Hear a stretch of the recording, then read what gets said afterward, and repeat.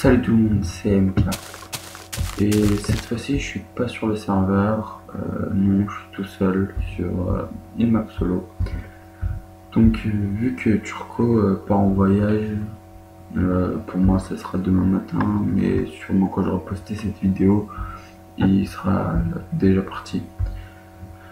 Donc, ça sera un tuto sur la redstone. Je vais essayer de faire le plus rapide possible.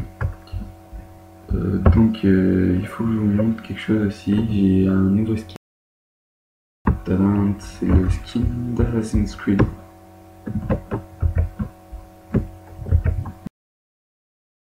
Donc voilà, place. Voilà, petite parenthèse. Donc on commence. On va commencer avec les bases de la redstone.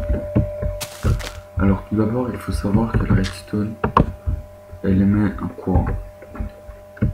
Que ce courant, on le conduit, enfin on le fait voyager avec de la poudre de redstone. Cette poudre, enfin le courant émis par la torche de redstone, elle peut aller que jusqu'à 15 blocs. Donc on va compter 1, 2, 3, 4, 5, 6, 7, 8, 9, 10, 11, 12, 13, 14, 15. Vous voyez, il y a des... Pour savoir si la redstone est alimentée en courant, vous pouvez voir les petites fumées. Et au 16e, plus de courant car il n'y a plus de petites fumées. Donc voilà. Premier point. Deuxième point.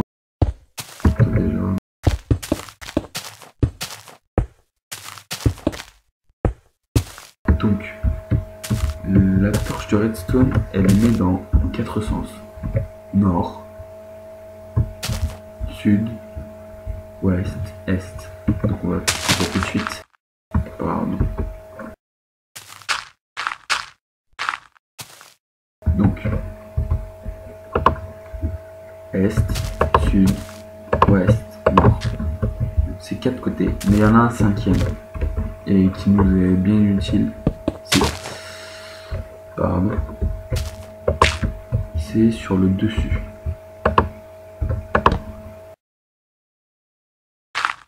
Donc il faut poser un bloc, il faut qu'il y ait un bloc au-dessus, obligatoirement.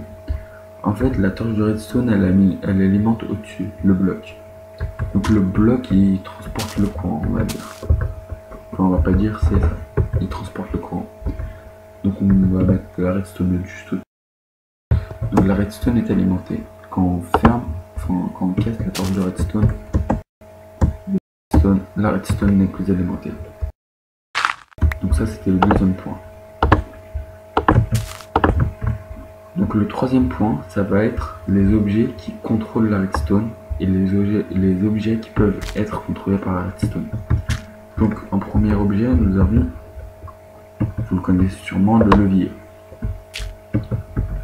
Après, nous avons donc, le bouton qui est obligatoirement posé sur un bloc. La plaque de pression en pierre. La plaque de pression en bois. Donc voilà, plaque de pression en bois. Sinon, j'ai oublié quelque chose à tous les coups. Je vais voir ça.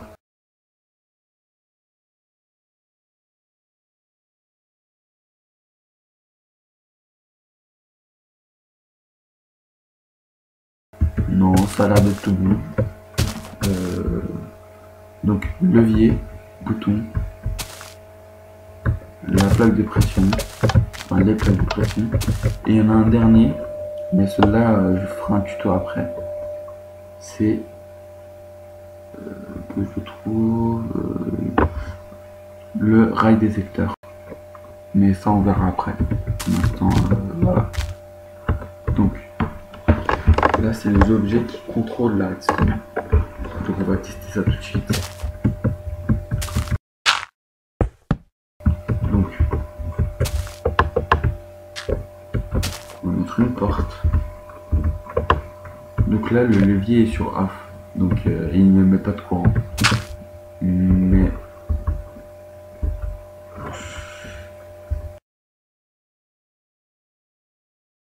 je dis, mais si on le met sur on, comme ceci, il émet du courant et la porte s'ouvre. Sinon, il y a la plaque de pression. La plaque de pression, vous n'avez pas besoin de redstone. Alors vous pouvez aussi directement coller la plaque de pression sur la porte. Mais en général, dans un système redstone, on ne colle jamais de plaque de pression à la porte. Donc, ouais, quoi que ce soit d'autre qui est contrôlable par la redstone ou par les contrôleurs. Donc je disais, la plaque de pression en bois, elle peut être activée en jetant des objets dessus, comme là, okay, voilà, ou alors on marche dessus, ça fait deux fonctions. Par contre, la plaque de pression en pierre, si vous jetez des objets dessus, elle ne s'active pas. Il faut obligatoirement monter sur la plaque de pression pour activer. Donc voilà. Après, nous avons le bouton poussoir. Le bouton poussoir il a une particularité, enfin, comme la plaque de pression et non, pas vraiment comme la plaque de pression. Bref, quand vous allez appuyer sur le bouton, au bout d'un moment, il va revenir. Il va cesser d'émettre et la porte va se refermer. Donc là, c'est tout. Après, il y a les contrôleurs, mais le contrôleur, à part celui-là, qui est peut-être pas évident.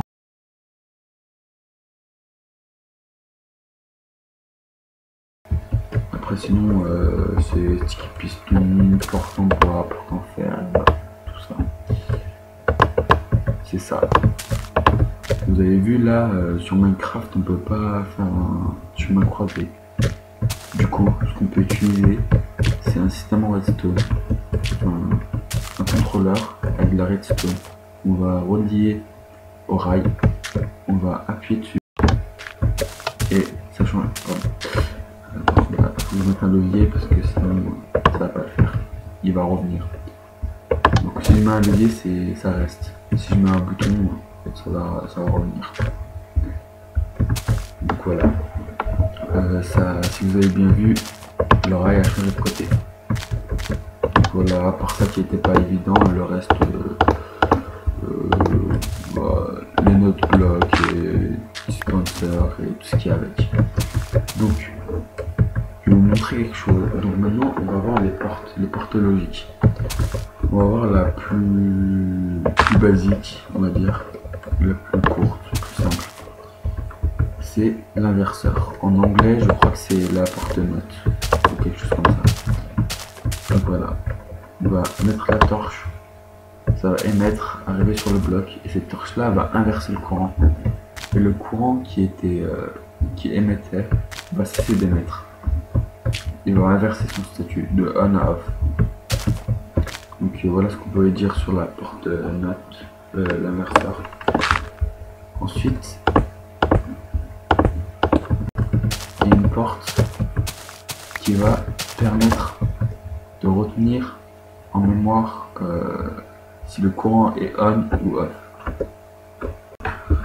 Donc vous faites poser un bloc, vous allez en diagonale, vous laissez un cube et vous mettez un cube. Donc vous voyez sur la vidéo de toute façon. Donc vous allez mettre une torche ici et ici. Vous les reliez de redstone. Voilà. Alors ça va nous être pratique pour les boutons poussoirs, pas les boutons du visage. C'est nul mais c'est pas grave. Donc vous allez poser des boutons dessus.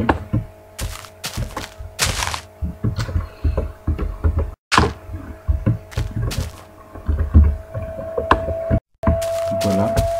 On va relier à une porte.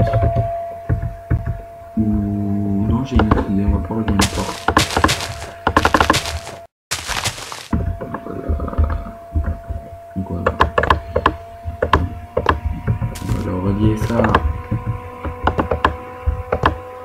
Voilà. Donc là, le courant est off. Vous savez, vous vous souvenez d'habitude, quand on appuie sur le bouton, le courant, ça va déclencher et ça va revenir. Alors que là, avec ce système qui s'appelle la porte RS Nord Latch, balance en français, ça va retenir l'information. Une information, ça se dit bytes. Un byte ou un octet en français. Donc une seule information, pas plusieurs. Et là, cette information, il me semble que c'est que si le courant est on ou si le courant est off. Donc voilà. Pour chaque système, je sais pas si on l'utilise pour le RS Nord Latch, il me semble que non. Et on peut faire la même chose, mais avec un inverseur. Vous savez ce que c'est un inverseur? Nous on l'utilise pas pour la réponse Nord Latch, donc je vais faire ça.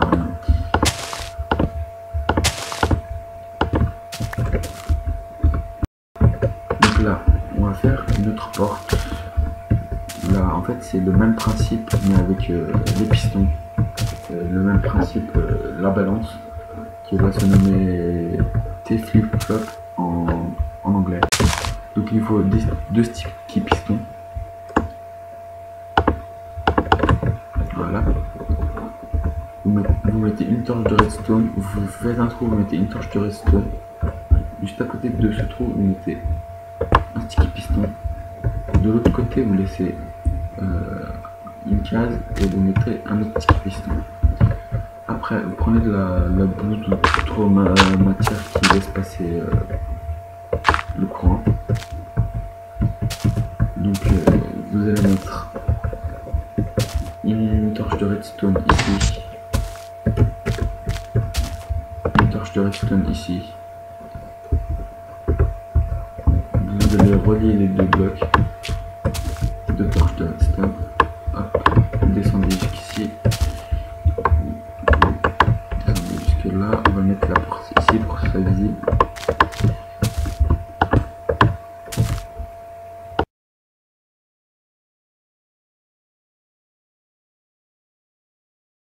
Donc voilà, on va mettre la porte. On va mettre un bouton poussoir. Et vous allez voir, le piston s'active, la porte s'ouvre. On va appuyer. Donc avec cette balance là, en fait, vous n'avez pas de bouton, vous n'avez qu'un bouton. Sur l'autre pour reset. Ah oui, d'ailleurs, je vais vous montrer quand je vais refaire le circuit.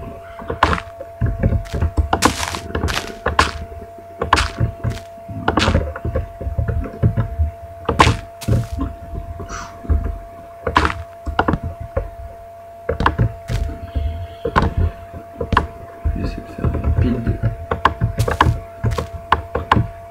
Voilà, on avait mis,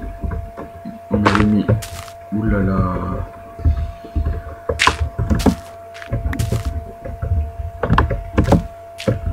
si on m'était pêché, je fais le pire. On avait mis un bouton là et un bouton là. Ça va pas le faire. Il est 1h du mat, hein, donc un peu de mal. Voilà. Donc quand on va appuyer sur ce bouton, il me semble que c'est celui-là. Non, on va faire. C'était celui-là. Ça va balancer de côté, ça va changer de côté, ça va venir sur celui-là. Et pour remettre à zéro, faut pas appuyer sur celui-là, ça c'est pareil. Il faut appuyer sur le deuxième bouton de l'autre côté du système. Alors que sur celui-là, c'est le même bouton pour changer. Simplement.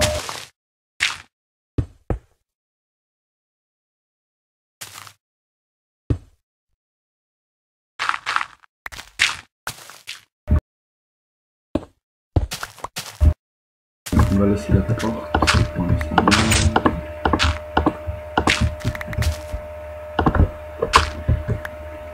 Voilà. Donc on va voir une autre porte, la porte OU, OR en anglais. Enfin je vais dire OR, la porte OU en français. OR logique. Donc voilà, on va mettre des leviers de chaque côté.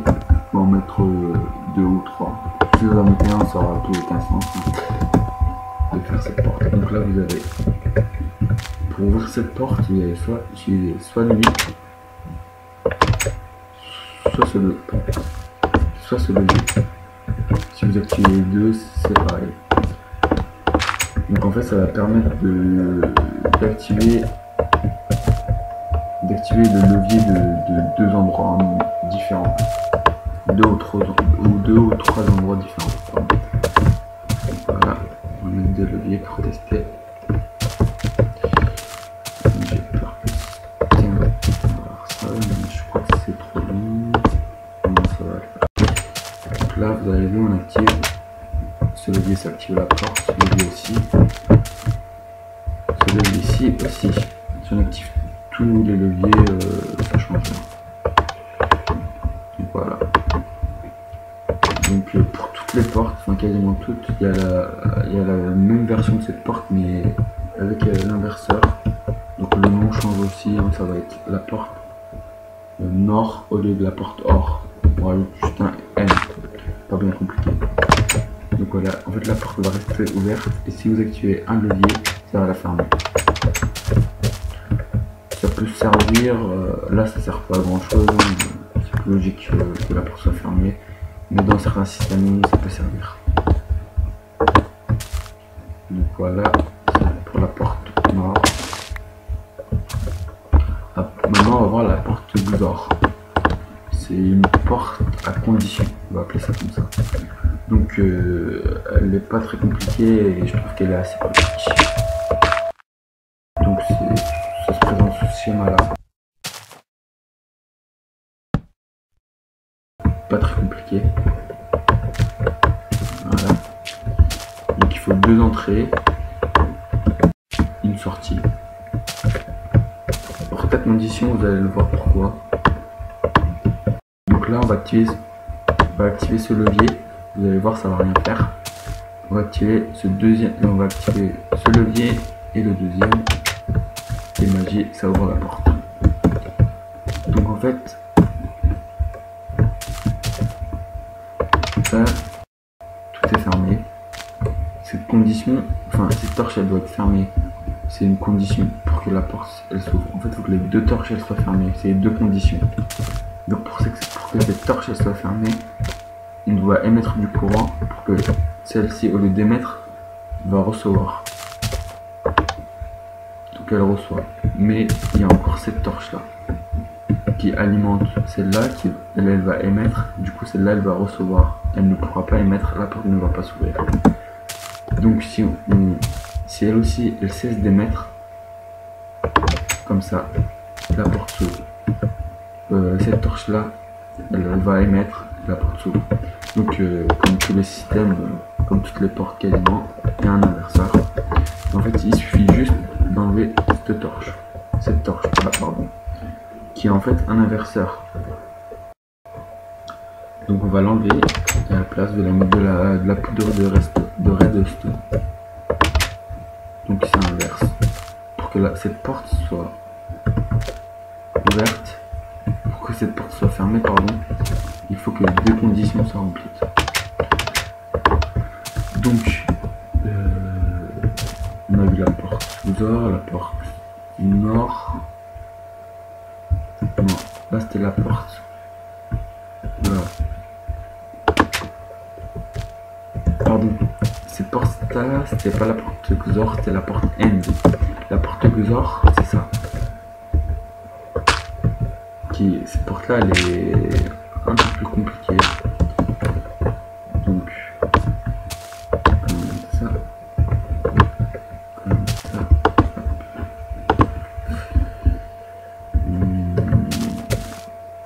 Oula, blanc. Comme ça. Oui. Attends, oui, excusez-moi.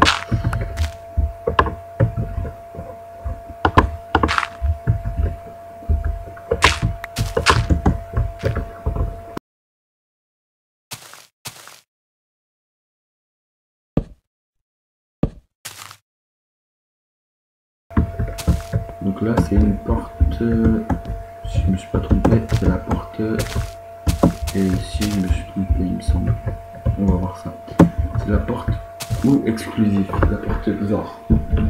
Donc cette porte c'est...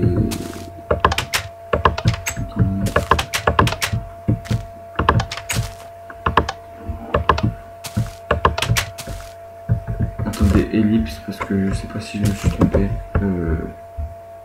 Oui, je l'utilise pas beaucoup cette porte.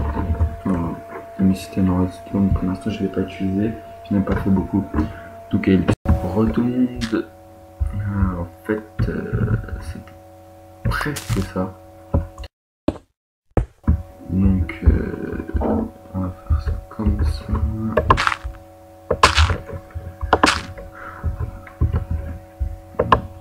Hop. Torche là. Et on rejoint. Normalement, c'est ça. Donc là, la porte est fermée. On active la porte, le levier. Et pour la refermer, par exemple, on va dire il y a un mur, il y a une porte là. Enfin, la porte est au milieu là. En faisant passer le système par en dessous. On va vouloir rentrer. On active la porte, on rentre. Et en fait, quand on va activer ce levier, en fait, quand les deux leviers sont activés, la porte reste fermée. Enfin, se referme. Quand on active le deuxième levier. En fait, ça c'est pratique pour ce que je viens de vous expliquer. Il y a une porte en fer, on va dire, pour que ce soit plus facile, plus dur aux gens qui veulent le... Enfin bref. Oui, j'ai dit n'importe quoi, je sais pas ce que je racontais. Donc oui, vous voulez rentrer, vous activez le levier pour entrer. Pour activer le levier qui est de l'autre côté, ça va fermer la porte, tout simplement. Donc celui-là, je ne vais pas trop vous l'expliquer. Donc je crois qu'on est arrivé à la fin de ce tuto. Je vais vérifier. Attendez. Donc je fais encore une petite ellipse pour vérifier si c'est bien fini. Donc il me semble que c'est bien fini. Donc on a fait la porte note, la porte l'inverseur, la porte RS Nord Latch, la bascule, la porte T-Flip-Flop, une bascule aussi, mais sur une version un peu plus récente. La porte OR, la porte XOR, la porte XNOR, la porte NOR. Donc c'était toutes les portes. Donc dans ce tuto, on a vu les bases plus les portes. Je referai un tuto sur des systèmes en redstone. Par exemple un ascenseur avec des pistons ou des portes cachées ou des choses comme ça, des choses sympas. Donc si vous avez aimé la vidéo, likez, si vous avez des questions, commentez, donnez votre avis, abonnez-vous à la chaîne si ce n'est pas déjà fait. Je vous remercie d'avoir regardé cette vidéo et je vous dis à la prochaine. Ciao ciao.